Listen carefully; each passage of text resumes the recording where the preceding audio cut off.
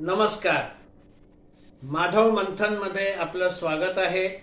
मी माधव घांगुर्डे. 26 डिसेंबर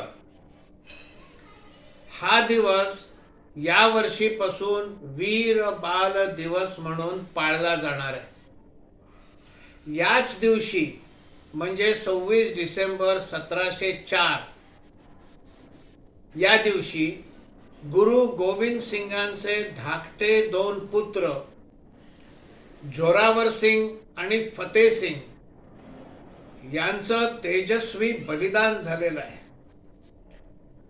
गुरु गोविंद सिंगांना 4 पुत्र होते. अजीत सिंग, जुजार सिंग, जोरावर सिंग आणि फतेह सिंग. त्यातले मोठे 2 पुत्र अजीत सिंग आणि जुजार सिंग हे युद्धात बलिदान झालं. धाकटे 2 पुत्र जोरावर सिंग आणि फतेह सिंग हे सरहिंदचा औरंगजेबाचा सरदार वजीर खान याच्या हाती लागले. वजीर खानानं त्यांना पकडून नेलं. त्यावेळेला जोरावर सिंगचं वय होतं 9 वर्षाचं, फतेह सिंगचं वय होतं 6 वर्षाचं. असे हे 2 बाल त्यांना वजीर खानानं धर्मांतरित करण्याचा प्रयत्न केला. त्यांना प्रलोभनं दाखवली, पण हे प्रलोभनांना भुलले नाहीत. त्यांना धाक दाखवला, धमक्या दिल्या. हे 2 बाल धमक्यांना देखील बधले नाहीत आणि आम्ही धर्मांतर करणार नाही असं ठामपणे स्पष्टपणे सांगितलं.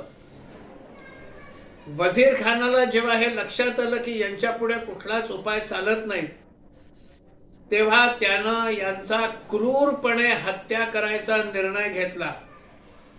हा क्रूरपणा पाहून देखील हे दोघं धर्मांतरित होतात का असा त्यांनी प्रयत्न करून पाहिला. त्या दोघांना एकमेकांच्या शेजारी उभं केलं आणि त्यांच्या 4ही बाजूनं विटांची भिंत रचायला सुरुवात केली.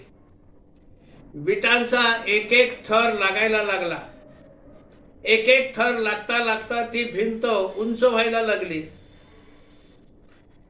जोरावर सिंग हा मोठा मुलगा, हा 9 वर्षाचा, हा मोठा असल्यामुळे फतेह सिंगापेक्षा उंच होता. फतेह सिंग त्याच्यापेक्षा थोडा ठेंगणा होता. आणि मग हे विटांचे थर लागता लागता या फतेह सिंगाच्या मानेपर्यंत विटा आल्या. पुढचा थर लागला तो नाकापर्यंत आला आणि मग जोरावर सिंगाच्या डोळ्यातनं पाणी व्हायला लागलं. 9 वर्षाचा जोरावर सिंग, 6 वर्षाचा फतेह सिंग. आपल्या मोठ्या भावाच्या डोळ्यातनं पाणी यायला लागलं हे पाहून फतेह सिंगानं त्याला विचारलं, अरे तुझ्या डोळ्यात पाणी का आलंय?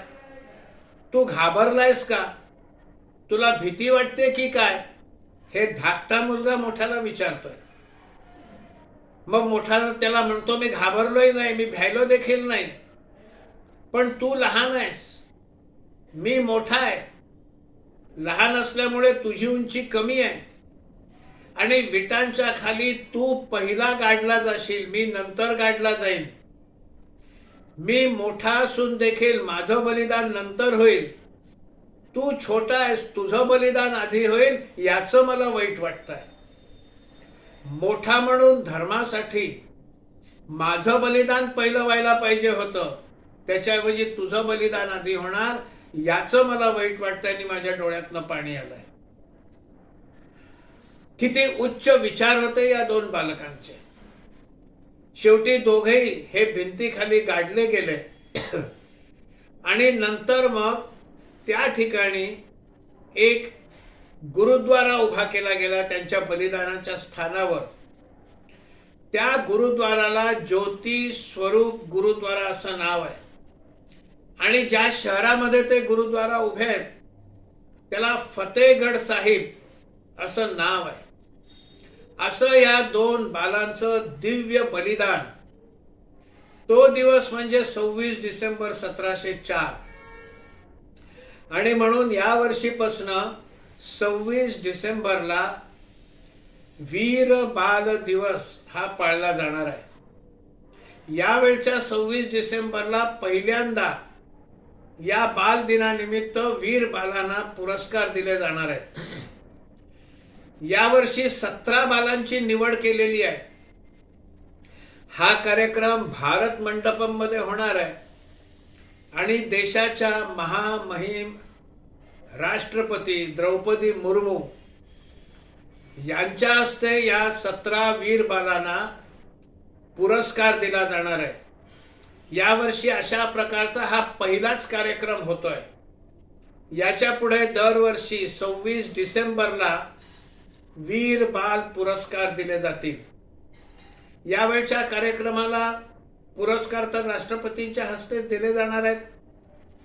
कार्यक्रमाला पंतप्रधान नरेंद्र मोदी देखील उपस्थित राहणार आहेत.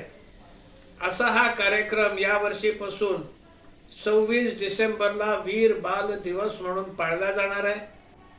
ही माहिती जर आपल्याला आवडली असेल तर कृपया लाईक करा, शेअर करा. या विषयाविषयी आपल्याला काय वाटतं ते यूट्यूबच्या कमेंट बॉक्समध्ये आपला अभिप्राय द्या आणि चॅनल सबस्क्राईब करा ही विनंती.